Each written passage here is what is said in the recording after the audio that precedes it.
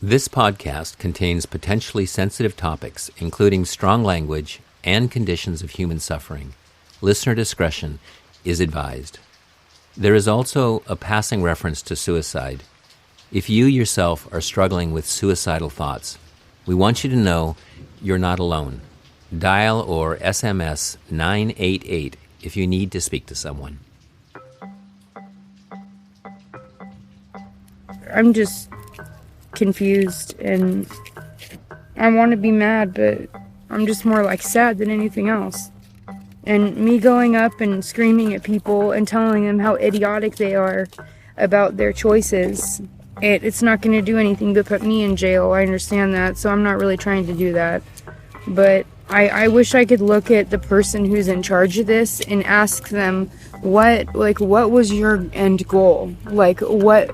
Why are you doing this? What are you hoping to accomplish? How does this make you feel like you've done something good? If you came here and you saw all the hopelessness and the sorrow on people's face, if that person actually had to see. I'm Rex Holbein, and in this episode of You Know Me Now, we'll be discussing the controversial government policy of sweeps.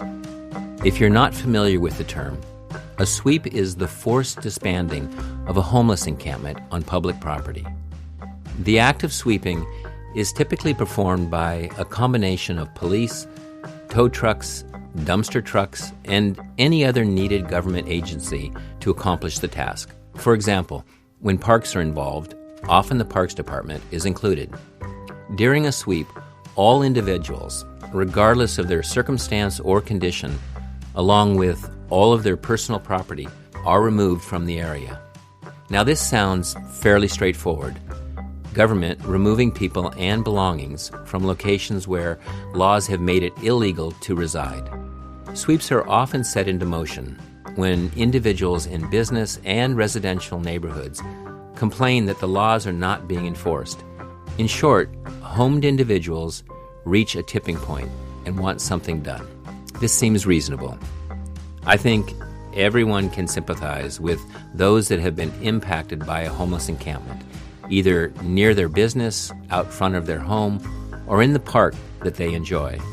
It is clearly unfair that the impact of homelessness should be felt by a few when it is, in fact, a larger community issue and responsibility. However, sweeps as a solution have not proven to be an answer to or even a path towards addressing homelessness. Yes, they provide immediate relief to those being impacted, but the issue itself is not being resolved by sweeping, only swept to a new location where another neighborhood is then impacted. There is an abundance of information around homelessness, and this includes information about sweeps. Most of it comes in the form of collected data around programs, policies, services, resources, and, oh yes, budgets. What gets missed in all of the data is the human being swept. Nobody is measuring increased levels of trauma or how many steps back are taken in what is already a difficult path to move forward on for those struggling with homelessness. It is absolutely accurate to say sweeps are conducted to benefit the homed, not the homeless. In a situation where people are illegally living on public land, why should our policies and programs be structured to benefit them? What's wrong with sweeps just benefiting those living legally? To quote many folks living outside, when told by the police or the Parks Department or even groups of citizens to just move along, they often answer with, "Move along to where?" One of the fundamental flaws with sweeps is that there is no safe place to be swept to. All the land is spoken for. When housing is offered, often it ends up being unavailable or unsuitable to that person's real needs. It is also important to remember that each person living on the street has a profound and true story of why they are there. nobody just chooses homelessness. Often, beginning very early in childhood, some form of trauma is experienced, knocking them off their life path. While most of us move forward on our journey, working to fulfill our hopes and dreams, those who have been traumatized spend a great deal of time just getting back to the start line, just trying to survive.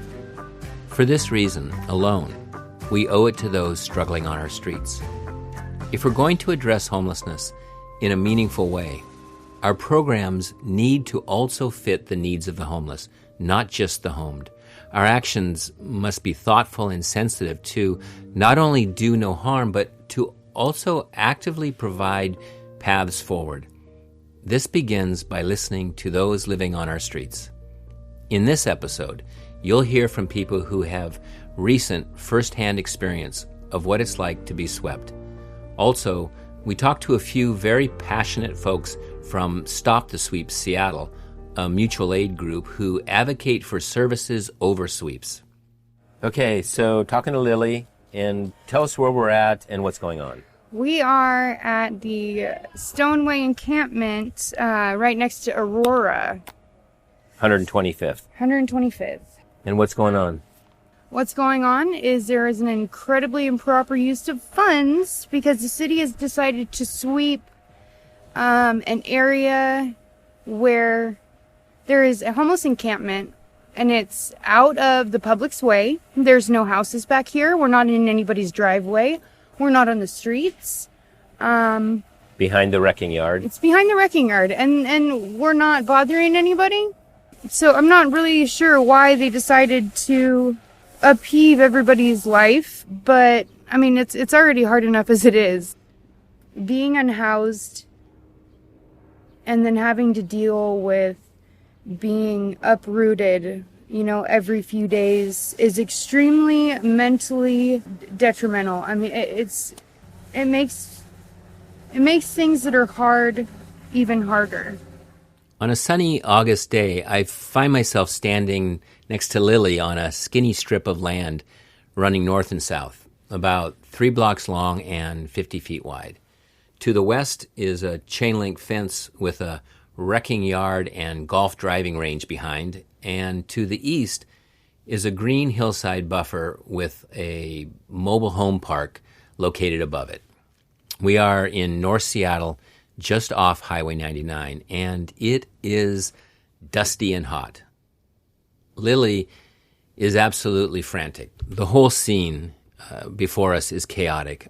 Our conversation is interrupted nearly every other sentence as Lily yells out to friends, checking in if they're okay or asking what they need. People are desperately working on their vehicles, trying to get them started. In fact, Lily and I, at one point, simultaneously moved to the back of a car to help push it onto a trailer as the guy there struggles to keep it from rolling backwards.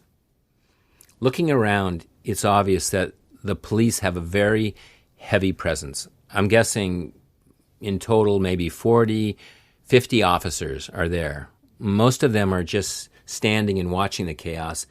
And I'm wondering, what are they thinking when they see all the upheaval of these lives? I'm assuming it must be difficult for them. Some officers are informing folks to come out of the RVs or tents, letting them know how much time they have left. A few others are directing traffic as people use tow ropes to pull out non-running vehicles. Tow trucks with flashing lights are towing derelict cars and RVs through a narrow dirt road that runs all through this piece of land. There is a real sense of desperation as people try to salvage what they can of their belongings. City workers are breaking down the makeshift structures, throwing everything into piles that will then be put into the back of dump trucks and taken away. A distraught man on a bike goes by. He has a backpack on, undoubtedly containing all of his personal belongings. Here and there are housed folks who belong to mutual aid groups and nonprofits. Some are talking to campers, bringing them coffee and snacks, and trying to figure out how they can help. I've seen this so many times and know that there's not much help that can be given at this point other than emotional care for those that you can connect with throughout all this chaos. One of the residents of this camp, named Cuba, planted a beautiful flower and vegetable garden along the hillside that will undoubtedly also be torn up. In the grand scheme of things, it was a small garden, but for this community, it was a big, big deal. I try not to get sucked in emotionally. I have to tell you, it's hard. All these people being uprooted will have a very difficult time in the coming weeks. There is a deep sense of loss. A good many people had created a community here, one that provided connection and safety, one where people were moving forward with their lives. Now it was being disrupted and dismantled. Coming back from visiting Cuba's garden, I find Lily again. She is leaning up against one of the abandoned cars, visibly shaken and upset. Unfortunately, they decided that it was necessary to basically just fuck everything up for everybody. And it's crazy because, I'm not even a politician. I'm not a accountant. I don't deal with distributing funds for the state or the city, but I know that it's frankly idiotic to have to pay this many police officers for their time, all the tows that they're going to have to pay for, all the cleanup, when people are just going to take all of the, air quote, mess and all of the, air quote, what would you call it, miscreant behavior, and we're going to take it away from where it's not bothering anybody, not on anybody's, sidewalk where their kids are trying to play, and you're going to move it in front of, somebody's house. It's not accomplishing anything other than setting everybody back again, is what you're saying. It's not just, 2 steps forward, 3 steps back. This is more like 10 steps back, 1 step forward. Oh, wait, this is not even a step forward. This is just costing money, causing trauma, costing money, and not doing a damn thing to help anybody. Well, at the minimum, there's all of the cause and effect, right? You push this many people out of this location. Where are all these people going to go? And under another level of stress. I don't see any housing out here, do you? Do you see any housing? Was any housing offered to, no. to people here? No, Nobody and when they up. swept behind Lowe's, you want to know how many people got housing? 2 people. Out of? 50. Taking the messes that unhoused people, like if they don't have a place to put things, they're going to put them outside their RV. It's going to make a mess. So they're going to clean up that mess. They're going to have a bunch of calls. There's people, there's garbage, they're loud, yada yada, I can't sleep, oh my god, And there's going to be, just like I said, there's going to be a bunch of hysterical people over loud music at night. And they could have just left us back here. Congratulations. How many people are out here, do you think, in this village? They said it was 25, but that's incorrect. There's about 100 people back here. So there's going to be 100 people that are sitting in front of your house doing a bunch of things that you do not want to see. You don't want to see people working on their cars at 3 o'clock in the morning, using power tools, being loud, playing music. We're a lot of night owls. And, all you early birds are going to turn into some permanently exhausted pigeons because you're not going to get any sleep. What do you think is going to happen to all these 100 people now? Where are they going to go? Do they even know? They don't know, but they are going to be in front of the community's, like I said, doorstep. Yeah. There's going to be a lot of police calls. There's going to be a lot of upset. There's going to be a lot of moms and dads that are furious because they're not getting sleep. There's going to be a lot of wasted police resources and city resources. And when they could have just used it for housing, they're just, like I said, they're just being ignorant. And the power play that they think that they're doing is really, really, really ignorant, arrogant. There's not enough words that I could use. Yeah.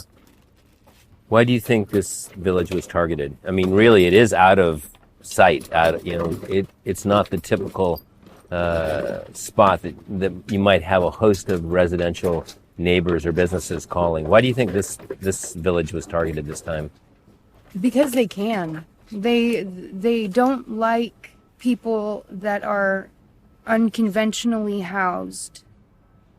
When you are unhoused, you have really a target on your back where people treat you with disdain, they belittle you, and view you as less than. When I'm sorry to burst some people's bubbles, but if you lost your parents and you live at your parents' house and your parents weren't paying the mortgage and you just happen to have a room there, you're not quite as independent as you think, honey. You can end up in the same position as a lot of people out here. The amount of people that are living with family is incredibly high. So there's a lot of people that could end up in the same boat a lot sooner. People on the edge. Yeah, than they would like to admit. You mentioned unconventional housing. Do you think, and I have had this thought often myself, do you think that the city needs to do a much better job of allowing for unconventional housing, like alternative forms, because we all are so different? You mentioned a lot of you are night owls, Mm-hmm. Do you think that the city should have a fabric of housing that accommodates, villages like this, and co-housing and tents and villages and small structures and RVs? Do you think we should be a fabric of many types of housing to meet all the different needs of people? Yes, and until the higher ups and the people in charge of things just accept the fact that there's just some people who are a little different. There's some people that have had trauma and experiences in their childhood that was so damaging that they just can't conform to society's little square of what's supposed to be considered normal. So basically what people are doing right now is they've got a certain amount of time before basically the police and the tow agencies are just going to pull everything out of here. Yep.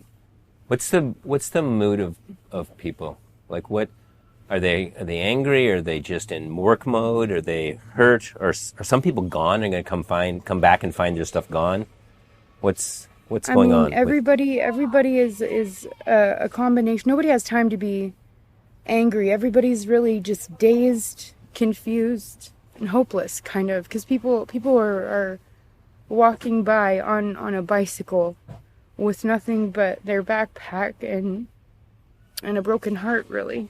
There's a lot of people that put in hundreds of hours making what little they have a home, and it's being taken away from them.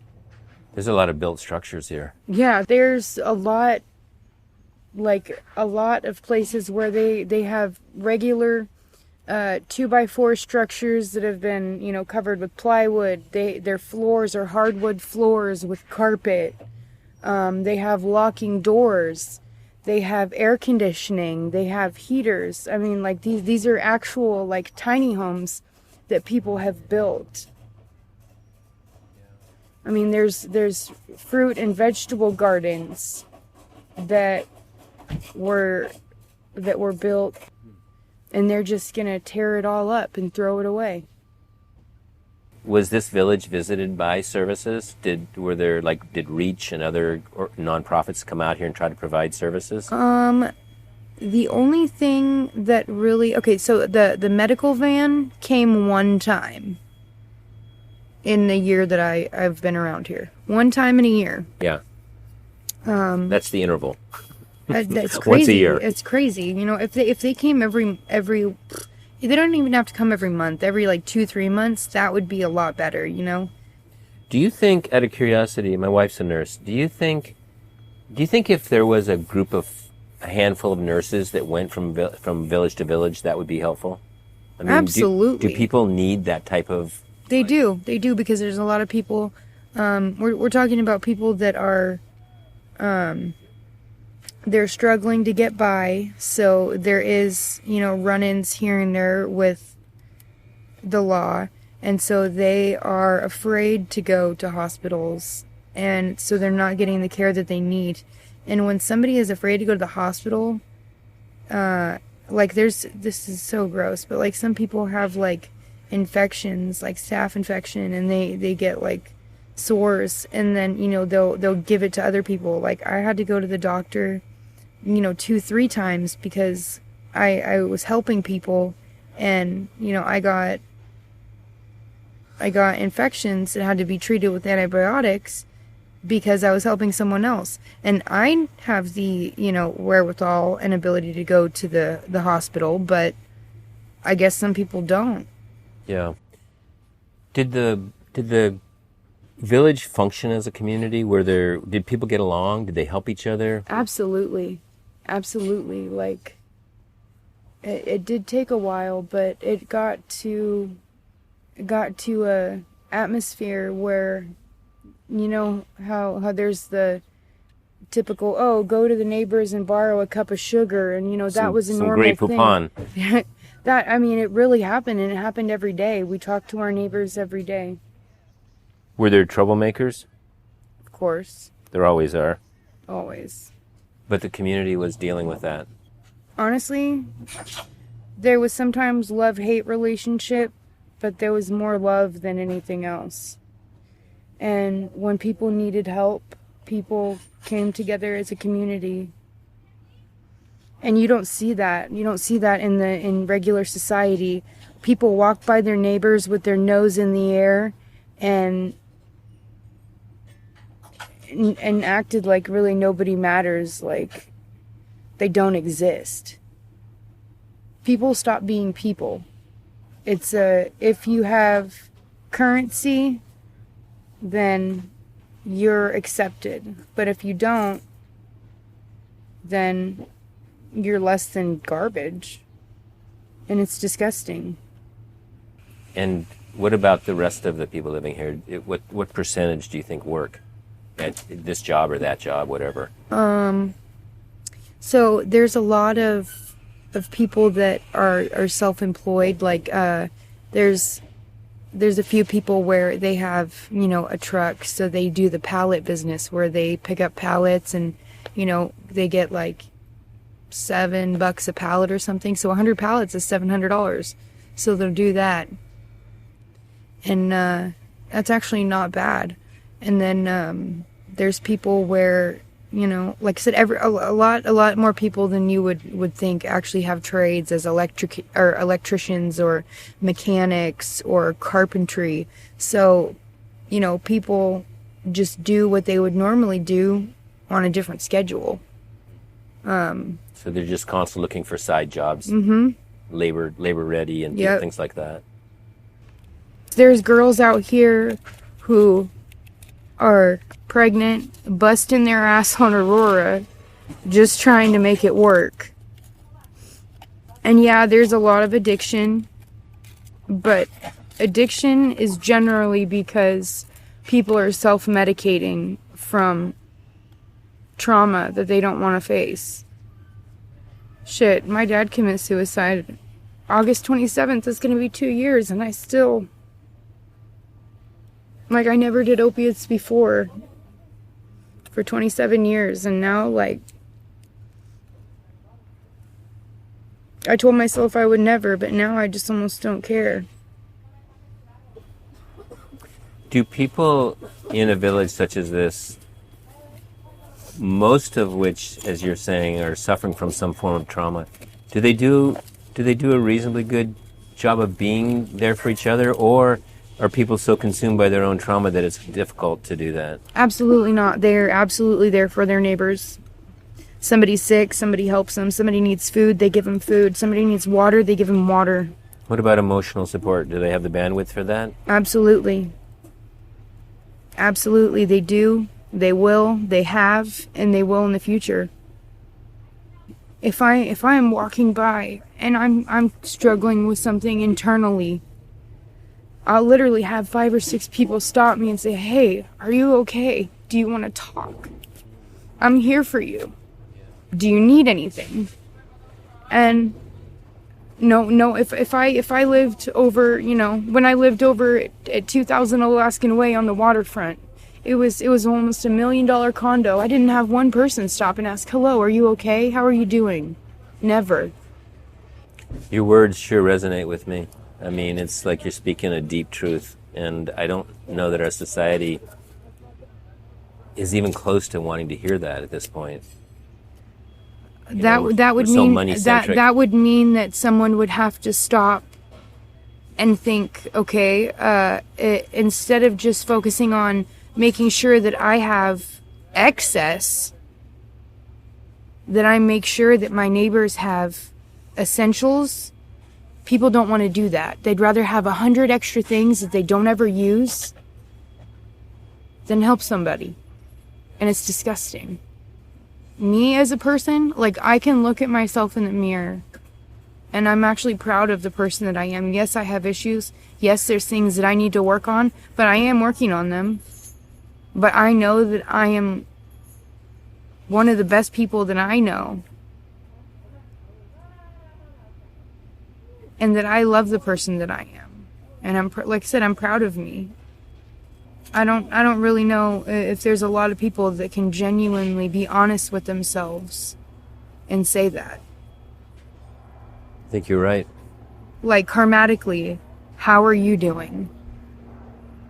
Do you think that if the whole, pearly gates or whatever, heaven and hell, I don't know about all that, but I know that if there is such a thing, I know I'm good. I've made a few mistakes here and there. I'm human. It'd be ridiculous to say that I haven't, but I know without a doubt I've done more good than bad. You know where your heart is. Yeah.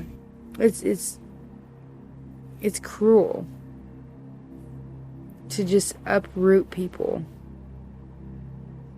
People that have had such extensive trauma that they can't function normally, and then tear away any sense of security that they had. It's like they're trying to make people commit suicide. They're trying to make people just crazier than they've ever been. When I asked Lily what she is going to do next, where she's going to go, she tells me her boyfriend's mom just died. For now, they're going to be living in her mobile home. Another person I would like for you to meet and listen to is Danae. When I first met her 7 years ago, she was cruising down University Avenue in the U District on her skateboard with a sketchbook. She was just 19 years old, full of ideas. You wouldn't know it back then, but she was homeless. It hadn't visibly, physically taken from her yet. 2 years ago, when I met with her at her RV in the Sodo neighborhood, she was very ill from multiple infections and failing health due to heavy drug use. She couldn't even get up to walk. When I left her that day, I emotionally said goodbye to a friend I didn't think I would see again. Since then, though, Danae got herself off heroin through the methadone program, and recently, and unbelievably, she now has also quit taking methadone. She is totally drug-free. Her body has rewarded her by continually getting healthier and healthier. When we talked for this recording, she was all excited for a job interview she had at the end of the week. You could feel the belief she was finding in herself, in pulling herself up and out of homelessness. Sweeps come in like hurricanes. Everything not nailed down and secured is wiped away, gone. People living homeless spend every day preparing for that hurricane, worrying about keeping their head above water, never getting to the point of nailing things down. Regardless of the steps taken forward, the sweeps knock them back to a place of despair. Danae was caught up in the same sweep as Lily. In fact, over the last few months, she has been in a series of rapid-fire sweeps, that have set her back significantly on her journey out of homelessness. Yeah, since we talked last, a lot has happened. Yeah, a lot has. Can you tell me, I think, let's talk a little bit about sweeps, because, like the text message you sent me really described how much of a setback this has been. Can you just talk about sweeps, like how these sweeps have affected you? From what I understand, they're required to offer alternative housing options. And now, alternative housing options could consist of like a tiny home or some other type of shelter or temporary housing option. But since the end of like the huge pandemic, they stopped offering housing options for people, but they continued doing this, or they started doing the sweeps again. It was stopped for a long time, because of COVID and stuff, but they started it up again. And I've had 4 or 5 spots swept now, since I think, we spoke last.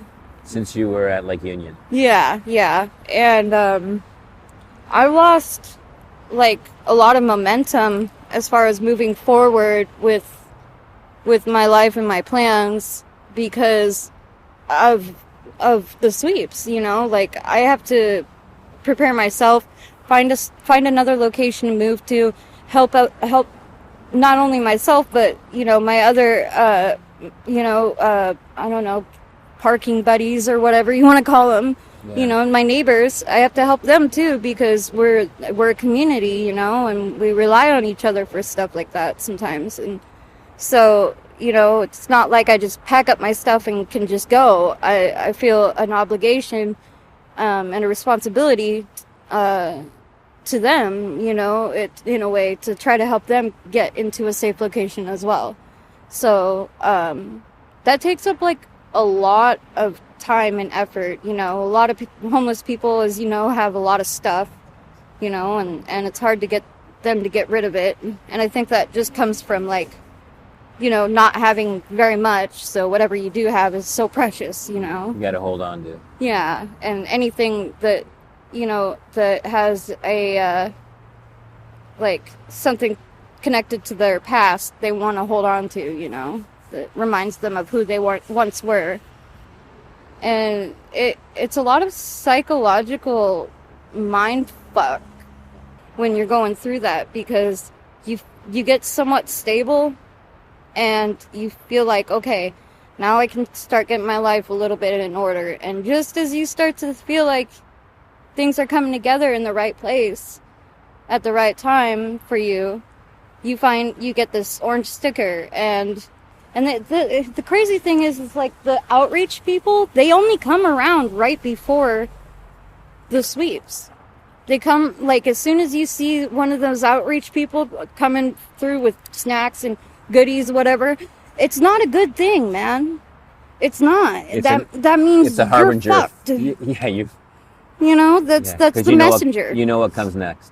Yeah, and I come to associate these people that think they're doing good with a really negative thing in my mind because it's true. Whenever they start to come around, I feel like in some way they have to be working with the cops, to coordinate, because they know about all the spots that people park at and stuff.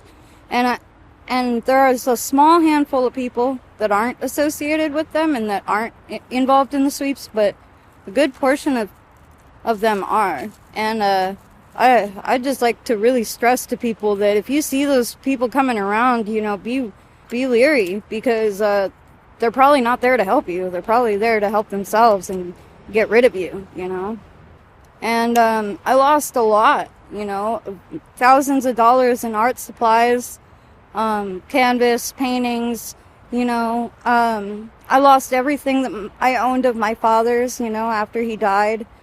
I've lost 2 vehicles. Yeah, it's just been really hard trying to restart over and over and over again. It's hard to get anywhere. And when you say it takes the wind out of your sails or kind of knocks you back down, I mean, I also want to say you were on a really beautiful upward climb. I mean, I know you were near death, right, with medical conditions and addiction, and you were moving through all of that and actually feeling like you were about to make some big strides. Yeah, I felt like I was overcoming, you know, some of my lifelong struggles, you know. For once in my life, like I felt like I was going somewhere, and then just to have it all thrown out of whack all over again is just kind of disorienting. I'm starting to get my footing again, but you know, it's just a matter of time before they sweep again. And now, mind you, I every time that I have been swept, I'm one of the first people that comes out and says, hey, I need help. Like, I want somewhere to go. I don't want this lifestyle anymore, and like, I need to do something, and I know that. And so I'm asking for help. You're trying to give it, but I'm not seeing results, you know. I have yet to talk to anybody about coordinating any sort of housing options. So Danae, can you walk me through this process of, you know, disconnection with regards to getting you help? So I want to set the table a little bit here by saying you've got a spot just before it's being swept. Help comes, they offer help. They say, hey, Danae, we're with some organization. We want to see if we can get you some help. You tell them you want to get inside. What happens? Why does that not go somewhere? Or do they not have the housing, or? Well, that's the thing, is they say that, yeah, we've got a couple options for you. We've got two tiny homes open, one open in West Seattle, and the other one Capitol Hill, I think. And we have group shelters. And I was like, okay, and well, that's it. I don't feel comfortable being in a group shelter, and I feel like that's an unsafe environment for me, and for what little I do have, I can't have there. And people that don't know really a lot about group shelters, can you explain why it's an unsafe situation for you? Being a small female on my own, it's just dangerous in general, but with my health, you know. Because as you know, my kidneys were shutting down about 2 years ago, 2 or 3 years ago, something like that. And I was in really bad condition. Now, my health has improved significantly, but I still am at risk of like any sort of infection or anything like that can blow up to be a huge deal for me, because that's what my kidney problems came from originally, was continued exposure to infection, you know, as a result of like my heroin use. And there's a lot of people that have like nasty infections. I mean, I'm sure you've seen people with the zombie legs and stuff like that. It's scary. Yep. You know, if I get something like that, that could potentially put me in a position where I end up on dialysis, you know, and I'd rather not. Yep. And you're still off of your heroin addiction. Yeah. Congratulations. Thank you. That's amazing. Yeah. It's really been awesome, actually. You look great too. I mean, your whole persona has just grown, right, since those times. It's pretty beautiful to see. Yeah, it's really nice that I get to experience life like without the nod or the infections or the pain or any of the struggles of being an addict anymore, you know. It's been a huge blessing to me. So you're not even on methadone now? No. You're just completely free? Yeah. Okay, I got to give you a high five on it. That is amazing. Yeah. Wow. It's been really great. It kind of goes along with this feeling I've had about you since I met you, is that this is a young woman that can do anything she wants. I really believe that. You know, and you're proving it. Thank you. Yeah. So the group shelter, you know, I've heard that from lots of people. Mm-hmm. There's a long list of why people don't go into group shelters. What about the tiny homes? What's not working for you in that? I actually wouldn't mind a tiny home, but every time that they come and do the sweeps, they only have 1 or 2 tiny homes available. And those get... I was the first person in line on 3 separate occasions and still somehow didn't end up with any sort of, tiny home or anything like that. So I don't know what is going on. I think people are just like over-promising, like they've got too many people and not enough resources. Yeah. It's like musical chairs. Yeah. There's 12 people and 4 chairs. I mean, if there's not enough resources and too many people are trying to coordinate, it just doesn't work. And that's what I've seen. I know that they're having a hard time figuring out how to deal with the homeless. I know they are. Okay, you can tell.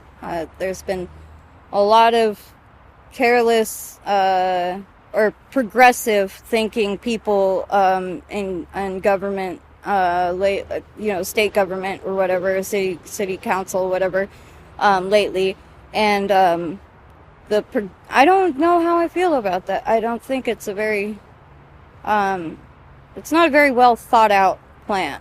The approach they're taking is not. It doesn't work. It's not going to work.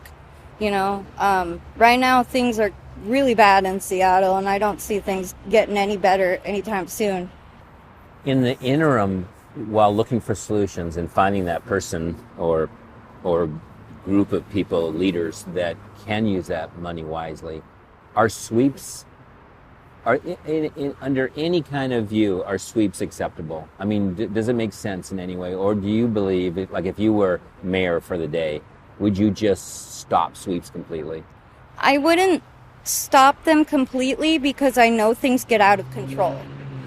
Like, there was a safe parking lot at one point, and that got out of control, But if it was, like, more controlled, like the tiny homes, it could be a good thing.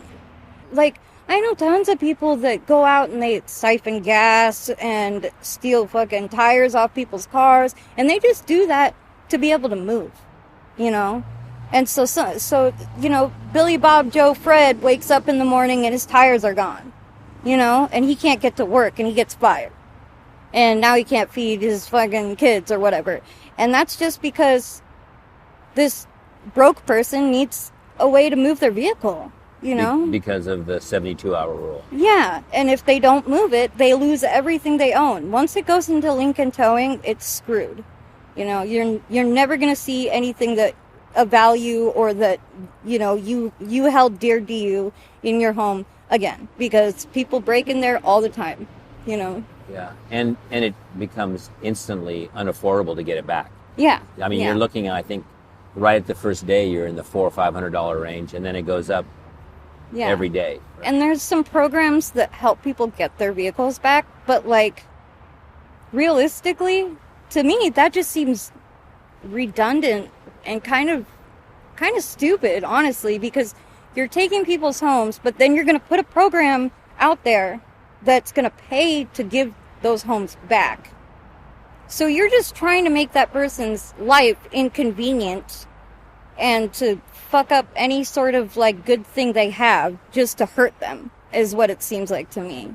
Because if you're going to give it back anyways, then just don't take it. Yeah, what did it accomplish? Yeah. Aside from, displacing somebody and moving the chaos, and that's what it's all about, I feel like, is they just want the chaos to continue, everybody's just been so, complacent about things because they don't know what to do, right? That's the thing that really ticks me off about it, is you can't go to an encampment full of 20 or more people and say, I've got two houses for the whole lot of you. We're going to do a drawing, Yeah. Draw straws. And the rest of you scatter. Yeah. And, good luck getting your homes out of here in time, because we got tow trucks on the way, Sorry about your luck, bud. You drew the wrong straw. That's not cool, man. On that note, what is the heart of the problem? At the very at the very essence of it. What's not working in our society? Because clearly, right, it feels like a round peg in a square hole. Something's not, it's not for lack of wanting. I mean, I think if you look at all of community, nobody wants people to be suffering outside. But there is a disconnect. Like, something's not quite right. What is it? I think it stems from from early childhood and abuse, whether it be physical, mental, emotional, sexual, it doesn't matter. Abuse in general makes for a broken person, and that broken person will go through their life harming other people around them just to feel satisfied that they're not the only one suffering. I don't know a single female that's homeless that hasn't been sexually abused during their childhood. As a matter of fact, I don't know, I'd say probably 75 to maybe 85% of the men that I know that are homeless have been through the same thing. When you think about that, it doesn't sound real to somebody who's never been through that, but it is. It's a very prominent problem, and it's not, a lot of times it's shoved under the rug. Although Lily and Danae's life story are each unique, as all of our stories are, their shared experiences around the trauma of having been swept is not unique. Far from it. In some form, sweeps have traumatized every person having been swept. I just came into this situation because I was an in-home nurse, and I was, I lived there free per se, but I was taking care of a client. And you were inside. Mm-hmm. And so I didn't have to worry about, housing. I had a home, but she passed away by old age. And of course, all that all the free home goes with it, Yep. So I ended up homeless because I don't make enough for housing, and so it's really, really hard. Yeah. This is Kimberly. At the time, she was living in a tent by Green Lake facing a scheduled sweep that was just a few days away. I grew up in Grays River, Washington. It's up by Astoria. If you blink, you miss it. Because when I used to live there, it was hardly any homes. There was all cattle. I was severely abused and molested, and all the gory stuff that happens to a child per se happened to me. But I was a single mother raising 3 children. I had 2 severe strokes when I was 26 weeks pregnant with my second child. So it's kind of like I had to deal with a lot of issues. I've only met you a handful of times, right? But every time I see you, you're like a really upbeat person. Is that true? I mean, you have good energy. You have good positive energy. Yeah, I try. Because life is only given to you one time. Yeah. And you have to take it as you can, and I'd rather be positive than negative. So I am an upbeat person, and there's days that I'm not, because I'm dealing with cancer. I'm dealing with spinal stenosis. There's things that I have to cope with. So there's days that I'm just a royal, What kind of cancer are you dealing with? I had kidney cancer. They took my left kidney, and esophagus cancer, and it had to do with that acid reflux medication. I want us to pause for a moment to reflect on what we have heard so far from Lily, Danae, and Kimberly. Each is on a journey of trying to move their life forward, up and over obstacles with whatever available means are at hand. It should sound familiar because it's what we're all trying to do with our lives. There are no exceptions to this. We are all trying to do the best we can. Now, the easy assumption or judgment is that folks who are not producing or not moving ahead in life based on society standards are lazy, or they don't care, and they choose homelessness. The truth is that every person does care and does want their life to be the best it can. We know this because with the zillions of decisions we all face every day, we all choose what we think is the best for us at that moment. Nobody purposely chooses to make their life harder or to bring more suffering upon themselves. What makes it complicated to understand when considering another person's journey is that each of us have differing available options for moving forward. For those suffering from trauma, this list of available options becomes very small. I asked Kimberly what she wanted you, the listener, to know about her situation. So it's like, I'm not homeless because I'm irresponsible or a major drug addict. I mean, I understand there's a lot of people here that have mental issues, physical issues, struggles with things, but these other people out here that gripe about stuff that, oh, I want my park back. I was appalled when I seen these fluorescent pink postboards stuck on these signs down there stating that we're polluting the lake. We're destroying this and destroying that. And I'm like, they're segregating us and not knowing the facts and the reasons why these people are here. I mean, I'm here because I can't afford the rent. I'm on SSI now because I have cancer and I have spinal stenosis. So I can't work anymore. I can't afford the rent here. It's impossible. Even with 2 incomes that are the same amount, we still can't afford it. It's impossible. Gotten crazy. It's so bad because everything's going up. So that's why we're in this predicament.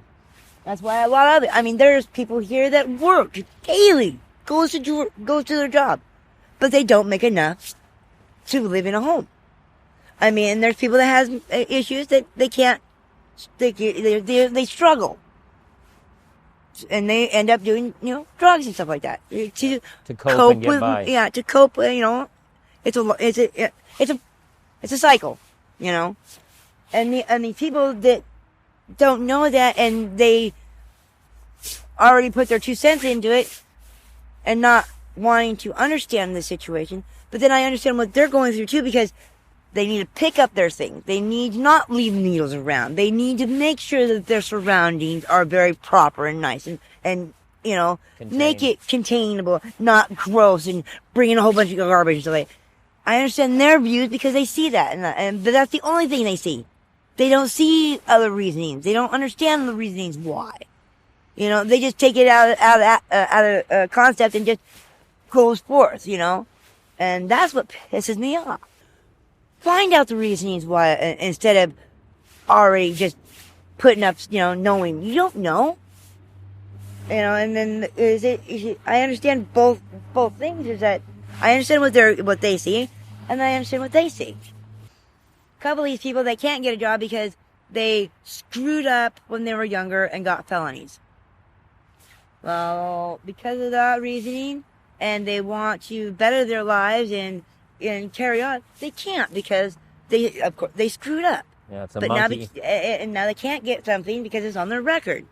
So of course now because they can't do it, it's a mental trip. It's a depression because I can't succeed in life because they won't give me a chance. So then they're going to be depressed, and there's a cycle. It's a predictable path. If you take somebody's ability to move forward away, what do you expect? Exactly. What do you expect? And of course, these people don't see that. Fortunately, there are those that do see past the stereotypes and have banded together to form mutual aid groups to help their fellow neighbors. They see the inequality and the broken systems around us and are trying to develop grassroots networks of people helping people. One such group is Stop the Sweeps Seattle. I had a chance to sit down with 2 members of the group to discuss how they see the situation and what motivates them to help. Both folks you hear wish to remain anonymous. It's one of those things that people in Stop the Sweeps always say, when you go to one sweep and it hits you, you can't stop going. I don't even think I knew what sweeps were prior to actually going to one. I don't even remember how I got involved. I just remember someone being like, this big thing's happening. I live down the street in my micro studio. I was like, okay, let me see how it was.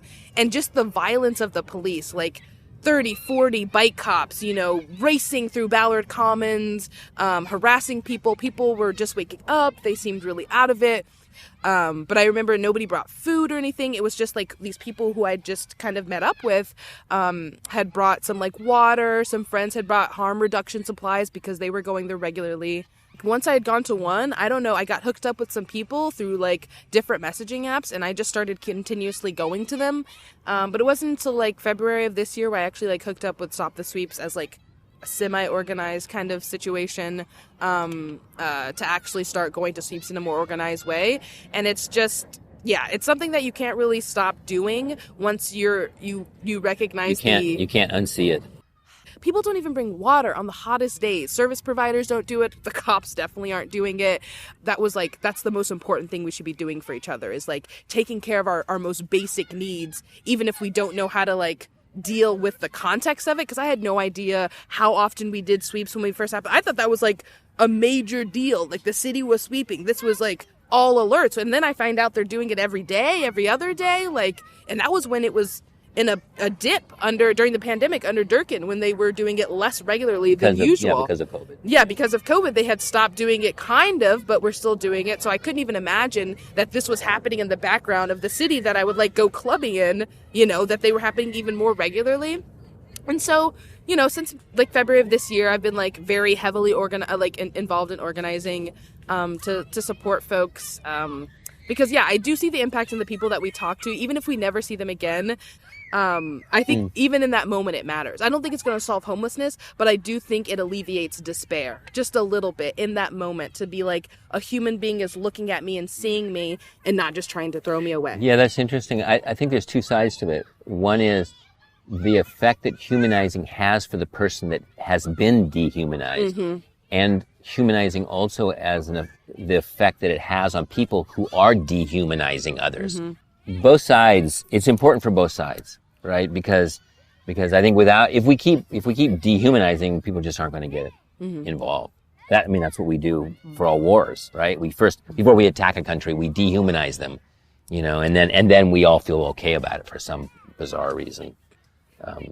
I'm a first-generation immigrant, although I did grow up in the States from a very young age, and so I grew up in like this whole like, oh, the United States, the roads are paved in gold, and this is like land of the free and all of that. So I grew up believing like, oh yeah, I could finally vote, and this, I'm doing my part, and this is all that I have to do. And I'm obviously learning in the last several years at least that you cannot depend on the government. You cannot depend on nonprofits. You cannot depend on foundations. It's because they essentially are rooted from the bottom line of like money, status, whatever it is. So, okay, yes, you got to vote. You got to like choose your lesser evil, which really sucks, right? And it's a fucked up system that I really am just so it sucks, and it just enrages me that this is like, here's your choices. And we're so screwed now. Fucking Biden, we're like, oh yay, get fucking Trump out of there. And now all the fucking libs are like, okay, my work is done. And it still sucks. It's still terrible. He's going to add another 100,000 cops across the country, or is it even 100 million? Yeah, it's gonna. I don't know. Yeah. Too many. Too many. So, but I guess I say that because I guess I myself have been identifying more in that realm where I'm like, this is not sustainable. I have always tried to look at whatever government programs, whatever, not like to try and scramble some type of resources for people I've been working with. And it's not fucking enough. There's so many churches, there's so many service providers. Why is it that there's so many out there, but yet here we are? And it's just not the answer. I say that because, we're here trying to connect with people who are being displaced, who are going through just the layers of trauma of like just trying to survive on the streets.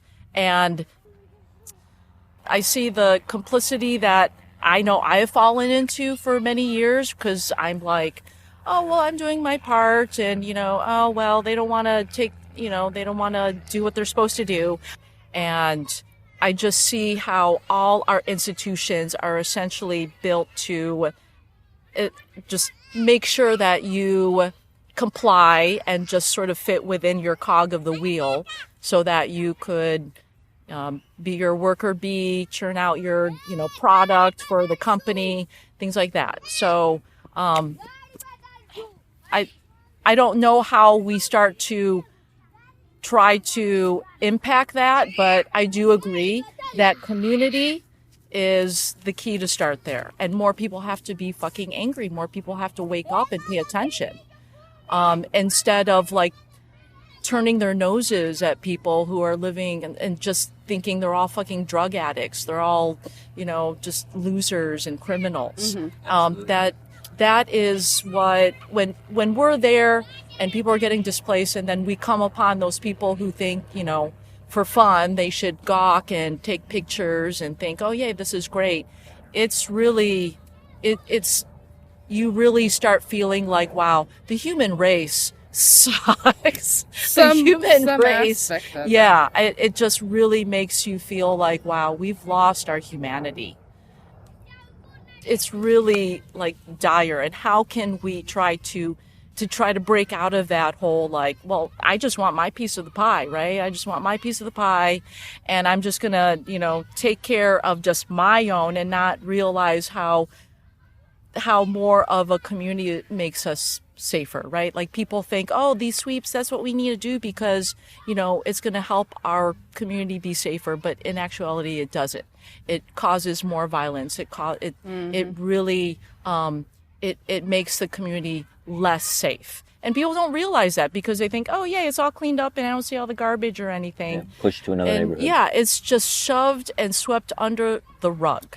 And I think for us as a group, we're there as like trying to, again, pick up the pieces and try to help those folks who are still left standing or have, salvage whatever belongings they want. But how can we push against this system? And I think we do realize, right? We do realize that there has to be some part as far as working with, I don't know if it's the powers that be, or at least some of the service providers who do have at least more maybe say or impact or whatnot. But I think that's sort of where we're at as a group, trying to figure that out. For us in Stop the Sweeps, we basically follow the lead of what people want to do, and consent is really important, right? Mm-hmm. If a person does not want to take any of the offers that either Hope is giving, which is essentially just like a shelter bed, or like a tiny house village, which it's a shed. That's a shed. I hear that from service providers.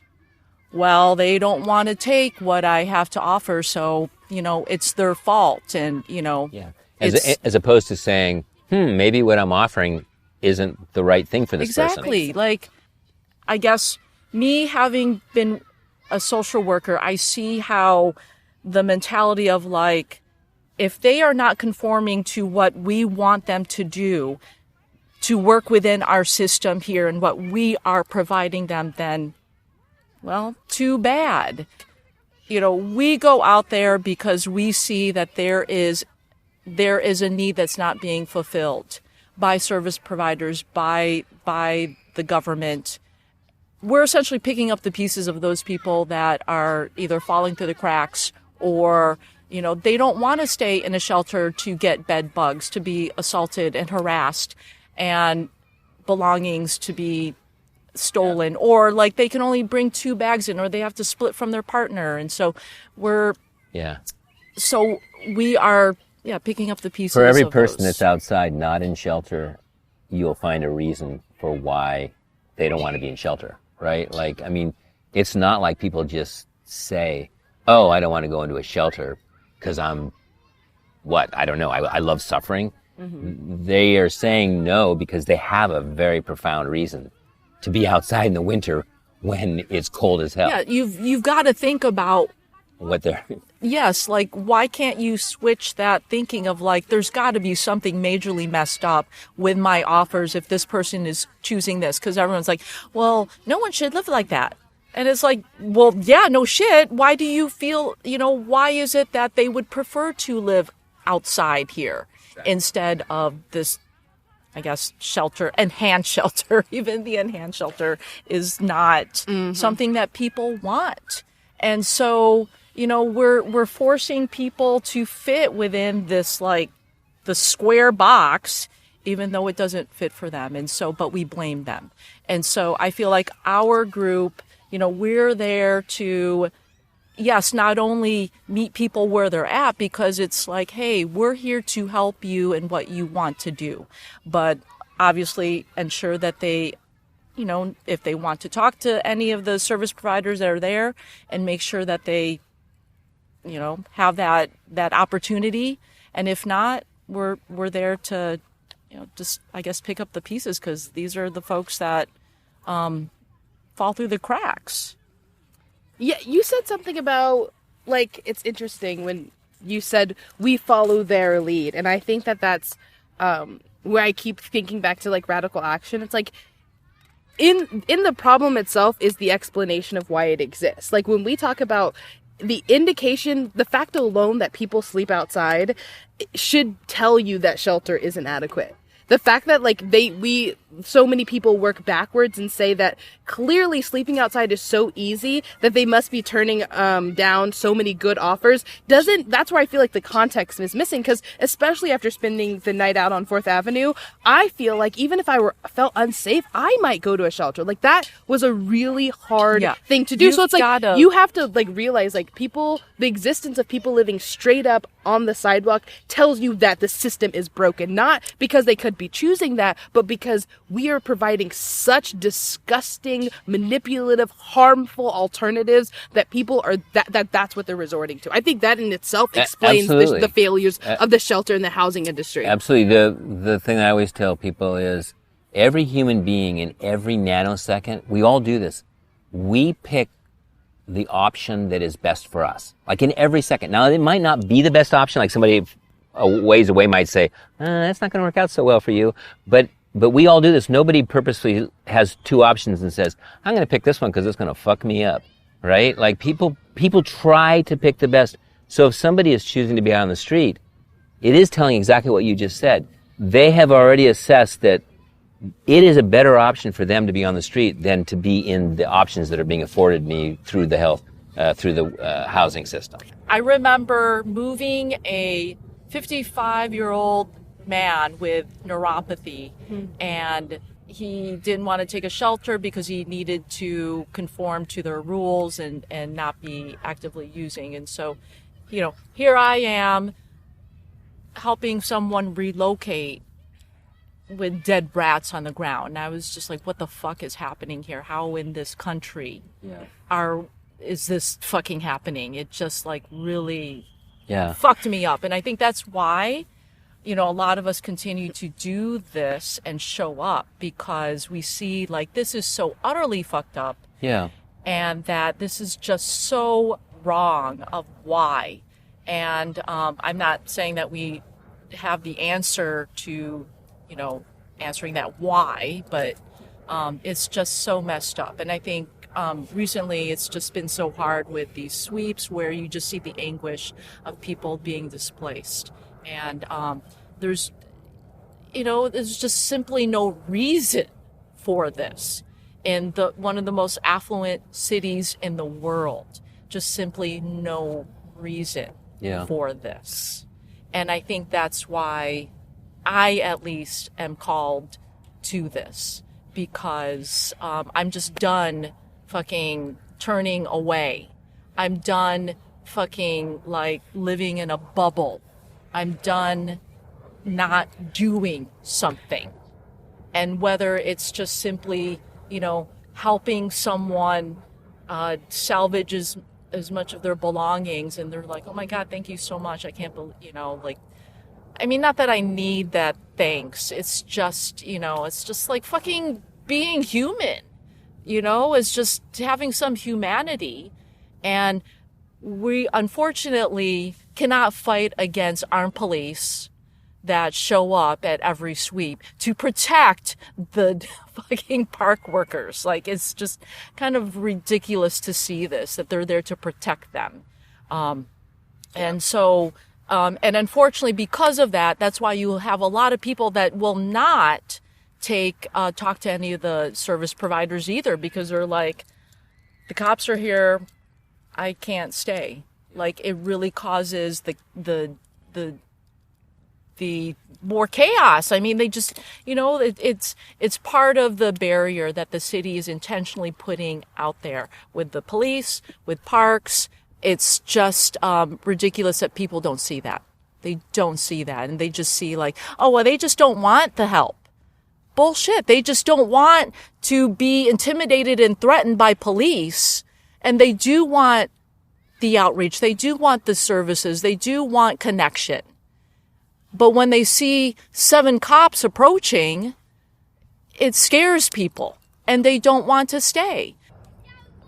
We have to imagine, because we are so stuck within like only what we know in this society, and all we know is like, oh, the government can help, or these nonprofits, or whatnot. So we have to really imagine, and I think that's part of the beauty of abolition, that if we don't imagine, then that's our biggest barrier. So I guess what I see, I guess what I imagine is that from the very beginning, that every single family has enough of what they need as far as just being able to thrive, whether it's housing security, food security, job opportunities that are not going to bog them down, but the ability to also live a life of like creativity and freedom and connection to community, and not just working or like grind of to pay the bills. So I guess I imagine that we live in a society where we are all connected, where we know our neighbors, where we know each other, where we can help each other in addressing harms. I mean, look right here. We've got these families and these kids who are just playing and just living. And I guess what I want is just a community where we don't have to fight each other for the scraps of what we're thrown, right? We don't fight each other for that. And we realize that I don't need to, hoard all this stuff, because I know community is going to help me as well. And I don't need to hoard all this money or this food just for me or my family. And that, we're all in this together. And I feel like starting from that and that route, we're going to ward off just the societal ills that we're seeing right now, right? We see that crime, I guess crime in quotations, when you have a community that cares for each other, then you don't have as much crime. When we care for each other, when we can and address those harms instead of just like sweeping them under the rug, or just saying, oh, somebody just needs to go to jail, I guess, is sort of maybe what I'm envisioning. And I feel like, part of me, I'm like, that doesn't seem like a big ask, right? It doesn't, but why is that so hard?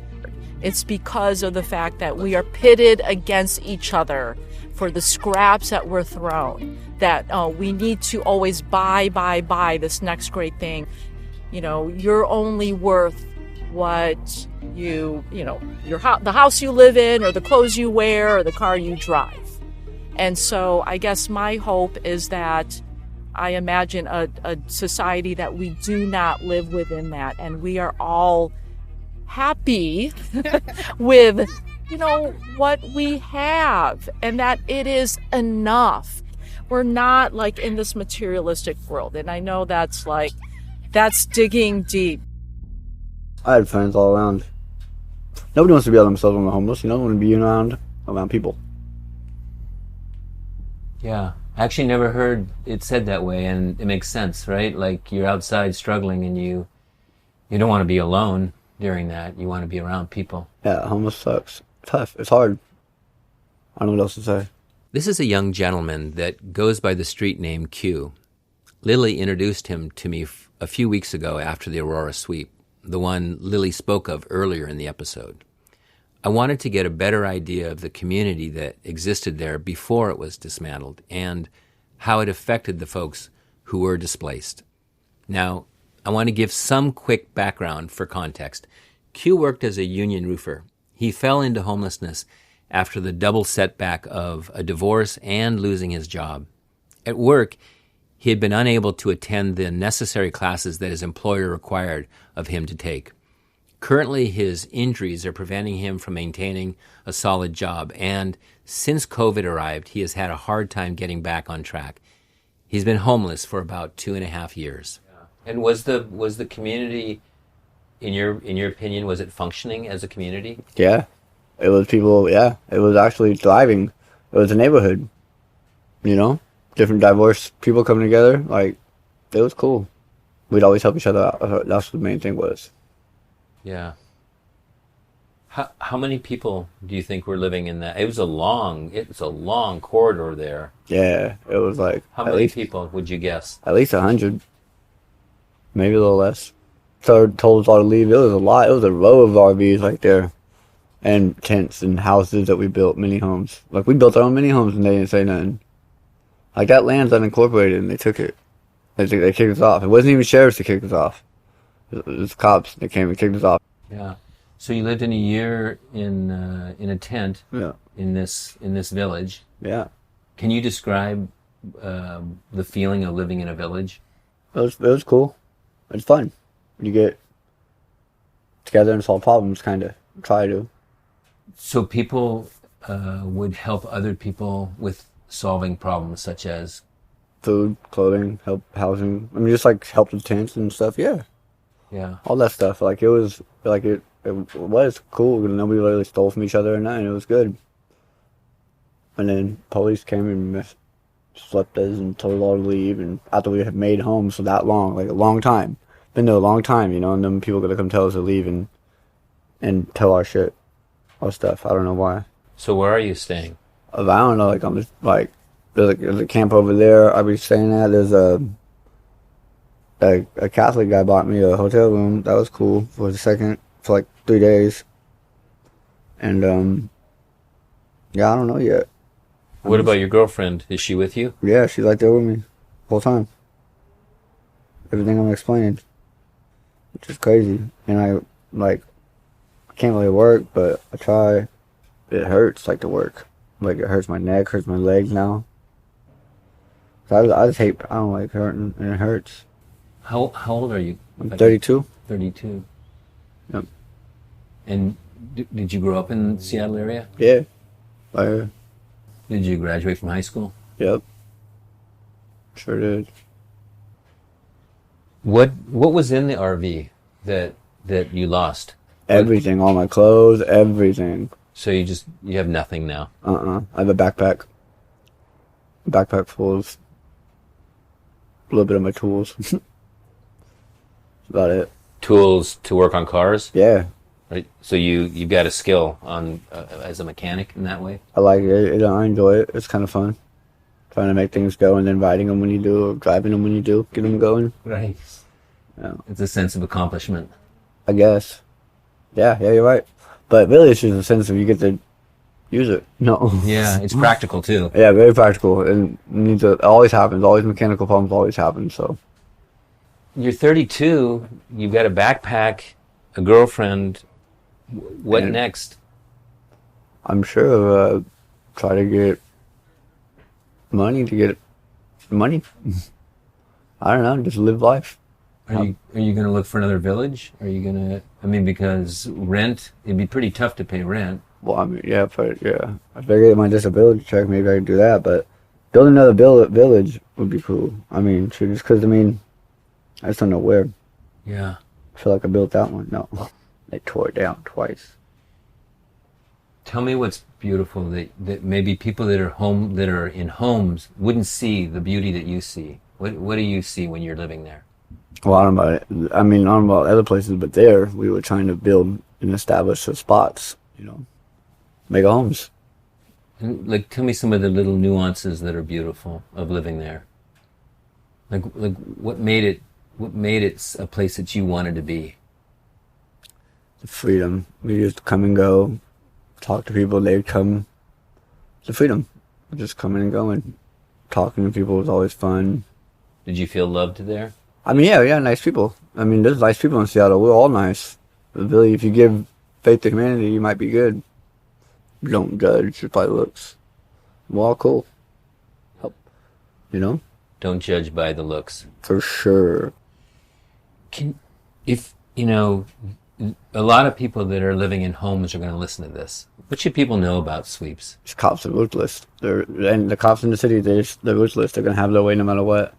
And they'll take everything from you.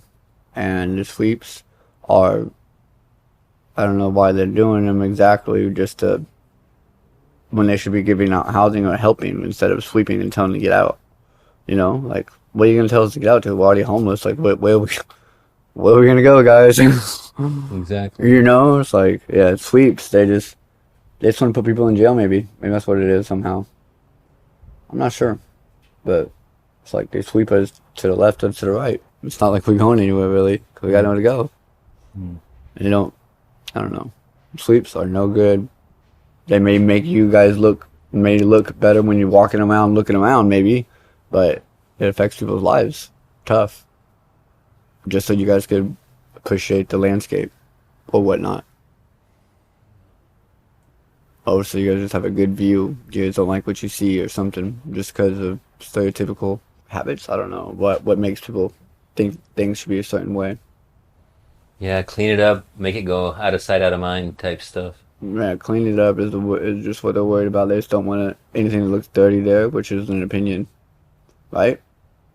Because to you, that village was beautiful. Yeah, it was thriving. It was cool. It was coming up. It was a good neighborhood.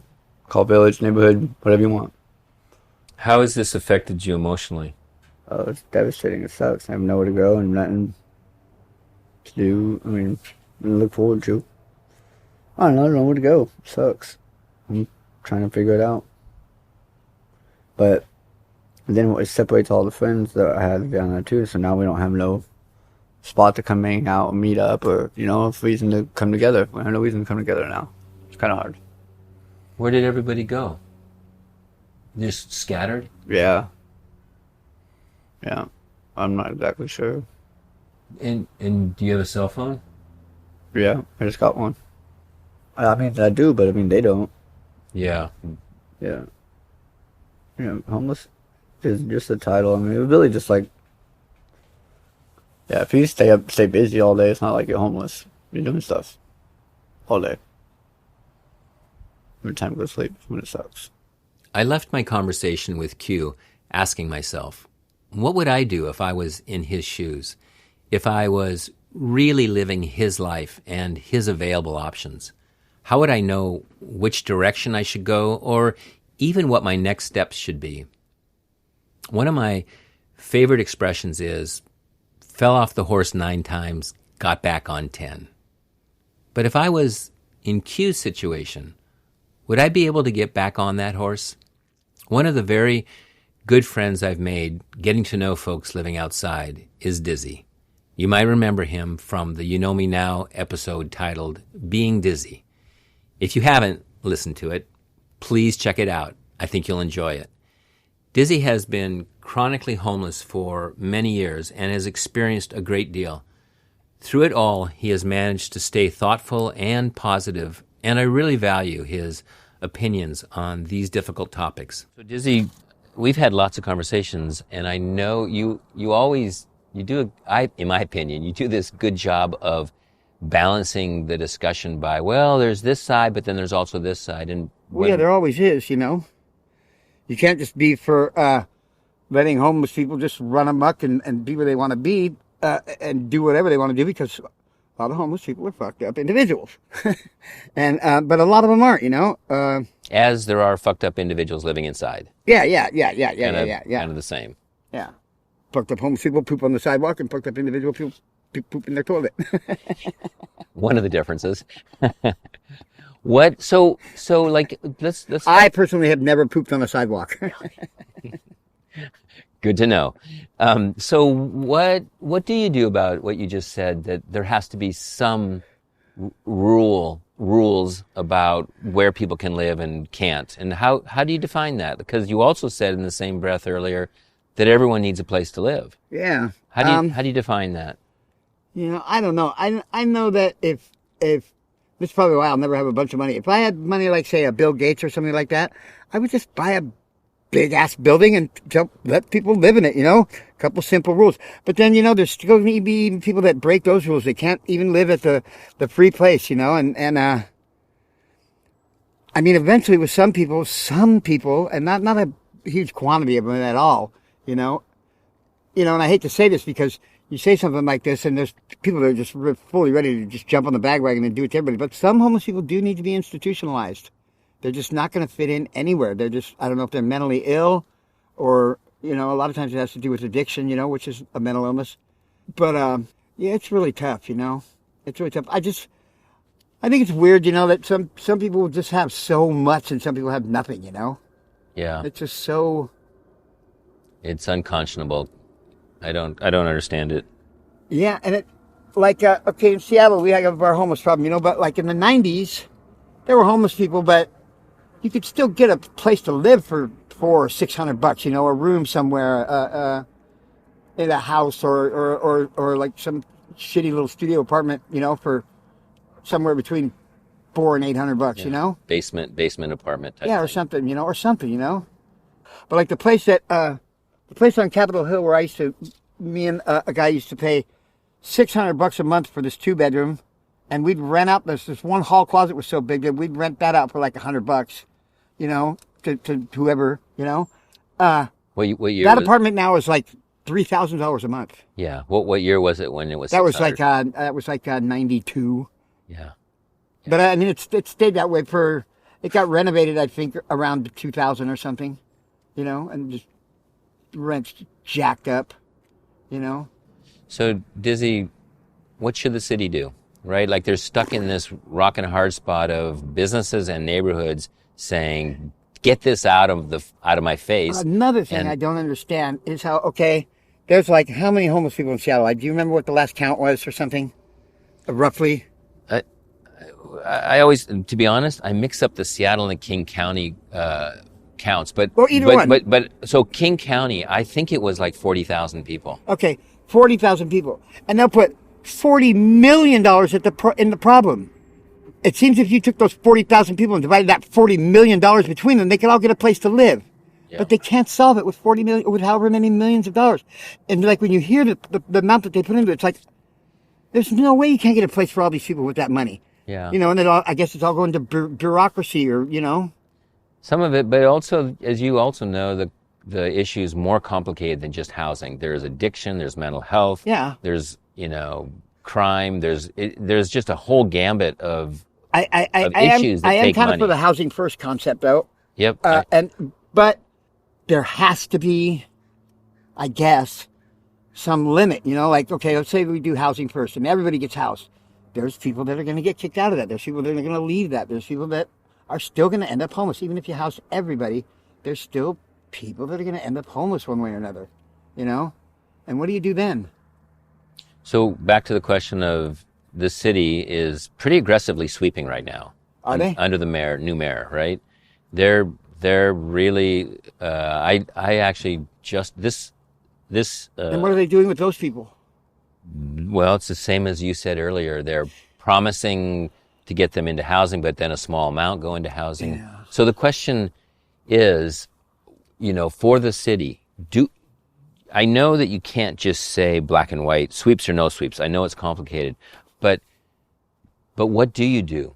You know, because the other thing about sweeps, which we know is people are finding these tucked away places to set up villages. The one on Aurora and 125th that just got swept, super tucked away between an embankment and a auto parts junkyard. It was a homeless camp, yeah. It was a homeless camp, and it got swept, and it was super out of the way, right? Just off Aurora, 125th. It must have been a nuisance to somebody, though, for them to even find out about it. Absolutely, I'm sure that's true. But the question is, do you sweep or don't you sweep? And one of the issues I could see that you could say, you could take a stand on, not saying it's right, but you could take a stand and say, hey, no sweeps, and where the villages are, we are going to take resources to help those people. We're going to set up potty Santa can types. We're going to provide garbage cans. And however the business or the neighborhood's getting impacted, we're going to use funds to try to alleviate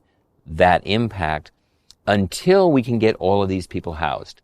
Or also, you got to be able to... Is that fair? It's somewhat fair, but you also have to tell the people, okay, we're going to do this. Here's a chance. You get one more strike, one more time of you fucking this up, and then the time after that, you're gone. And we're sweeping you. And because I mean, if they warned them and gave them a chance to look, there's syringes all over the place. There's crime going on here. Either police yourselves, take care of the fuck ups, or we're going to toss you out, And if they at least gave them a chance, to clean it up. I mean, a lot of them would throw that away, but I'm sure there's some where some people go, I got my little thing here, and I really don't want to lose it, and. What, like you said, a percentage will take it, but probably I would guess, like let's say you had 100 people at an encampment like that, maybe 25 could walk into housing and make it work. Like that's a random guess, right? Yeah. But I would say 75 would be in some state of being unable to actually act on any kind of hand up because the hand up isn't quite appropriate or exactly what they need in that moment. Or they'd act on it and then trade it for dope, or whatever, Yeah, so you get this more than 50% of the people in that encampment that are not going to be able to fit. I know of a place downtown where they've housed a bunch of homeless people there, and a friend of mine at one time was a drug dealer there, and so he was acquiring things because he would trade things for drugs, and he ended up renting another homeless person's apartment to store shit in, and trade for drugs. So they're taking there, and then they're out on the street, Yeah. because they've sold their apartment to a drug dealer. Yeah. Are we just always going to have this problem? And it's always going to be like a shell game? You're just kind of moving stuff around and a certain percentage? I don't know. Have we always had this problem in one way or another? Yeah, it's a good question. You just said in the 90s we certainly didn't. Well, I mean, there were homeless people, but we didn't have the scale of this problem. But no, I grew up here, and we never had this problem until probably starting 15, 20 years ago. The other side of this is that sweeps are hugely traumatic for people. They're really hurtful, and they're not free either. And they're not free. They're extremely costly. On the Aurora sweep, I would guess there might have been 50 cops there. Yeah. They weren't there volunteering. Yeah, well, yeah. I wonder how many of them were on overtime. Well, I mean, they're down 300 officers right now, too, so. Yeah. I wonder also, how differently we would view encampments if the city provided garbage and Santa cans. I mean, I wonder if people would get, and sharps containers. I wonder if people would get as upset and make the phone calls, the constant calls to the city about needing to do something if, in fact, garbage, sharps containers, and Santa cans were actually provided to those encampments. I mean, you could provide all that, and people are if they are in fact committing crime, if they're still committing crime to get their dope money, that's not going to make any difference, or if. Now, there's this one place where I go to, and there's this woman there who's, she constantly asks me for a cigarette or some change or something, and I give it to her. But at first I would tell her no, but then I just decided to have some compassion for her. But she's kind of messed up, and her face is usually dirty with a few sore or something. And that there's probably some people who just are appalled by that, who would complain, I mean, she's really not hurting anybody but herself, but I don't know. These questions are like, I know this. Stupid microphone. Always makes you conscious about things.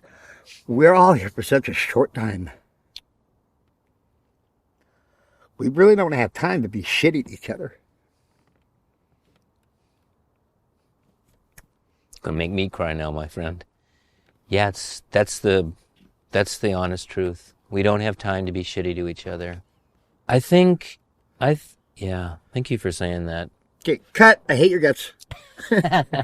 I think the problem with sweeps, quite frankly, the problem with homelessness, it's so fucking complex that it kind of defies standard solutions, and I think sometimes we forget that we need to set some bars, some lines in the sand that actually talk about what you just said. Like, okay, we don't know how to solve it. It is complex. People are complex. It was complex before it was chronic, and now there's so much of it. Yep. But I think one of the things that we have to say is throughout searching for the solution, we can't be shitty to each other. We got to hold a bar, a certain height of the bar that says, look, we might not be able to figure this out as quickly as we need or want to for everybody on both sides, but in the process, we can't be shitty to each other. Yeah, especially of us that have the privilege to not be shitty, I mean, like, homeless people can be shitty too, but a lot of times until, like, some kindness is visited upon them, they don't even know they're being shitty. They just think they're grappling with the world, Yep. I've thought a lot about that with regards to being compassionate. When you have so much extra, it's easy to be compassionate. Like, you can even get a little high and mighty on yourself by saying, look how good I am. Yeah. But will you be that good when you have your basic needs taken from you? Can you still be good? And I think we have to all remember that, is that privilege and resources allow you to be compassionate. And I think thinking about that is important. Like, with all my privilege, do I need to make you leave where you're setting up home and trying to survive? And I'm not saying that we should just let everybody be wherever they want. Yeah. But at the same time, not being shitty to each other, I think, is a really important line to hold. Yep. Until you walk around with somebody else's shoes. It's not as simple as saying, get a job, bum. It's not that simple. Yeah. Okay, can I go now? Dizzy, I love you, buddy. Thanks for sharing all that. Yeah. Thank you for joining us today. I want to end by leaving you with an interesting comment to ponder from former Seattle Mayor Mike McGinn, who said the following in the documentary film Trickle Down Town. Something really fundamental has happened that I don't get, which is, if you look at any culture, human culture, for millennia and upon millennia, people were able to, where they lived, construct shelter out of the materials at hand to take care of themselves. Whether it was a peat and mud house in, Ireland, or a teepee, or made of mud or made of wood, whatever it was, you could do that. We've literally made that illegal in the city of Seattle. We've made that illegal across the country. If you want to build something to shelter people, you have to get a permit, you got to follow the rules, you got to follow the code, you got to spend a lot of money. And we tell people, well, you can't do that. And, you can only build so much housing in certain places. So how did we get to a point in our society where you can't build a house? Like, what's more human than that? I don't know, friendship, companionship, food, but this is what people do. We come together and we build communities, and that includes shelter. This is what we do. This is what we're genetically designed to do. And we've said, well, if you're not wealthy enough live. If you can't get a house like the one I'm sitting in right now, or if you can't get an apartment building that meets our criteria, not those dingy single-room occupancy hotels, but a nice apartment building, you know, those are the ones we want, and a nice single family. If you can't build that and afford that, you can't have anything. That's what we've come to in our society. And that's a tremendous failure. It's a moral failure, it's a community failure, it's a political failure. But it's a failure at every level when we basically say, you don't deserve a place to live because you don't meet our standards. You Know Me Now podcast is produced, written, and edited by Tomas Bernatsky and me, Rex Holbein. We would like to give a big thank you to Lily, Danae, Kimberly, Q, and Dizzy, as well as the anonymous volunteers from Stop the Sweeps Seattle Mutual Aid Group for taking the time to speak to us. You Know Me Now has a Facebook page where you can join the conversation and a website at www.youknowmenow.com, where you can see photos and videos of the Aurora Sweep, as well as put faces to the voices you heard today. Under the episode page, we included links to Seattle-based organizations and aid groups where you can get involved by volunteering your time and/or donating needed supplies.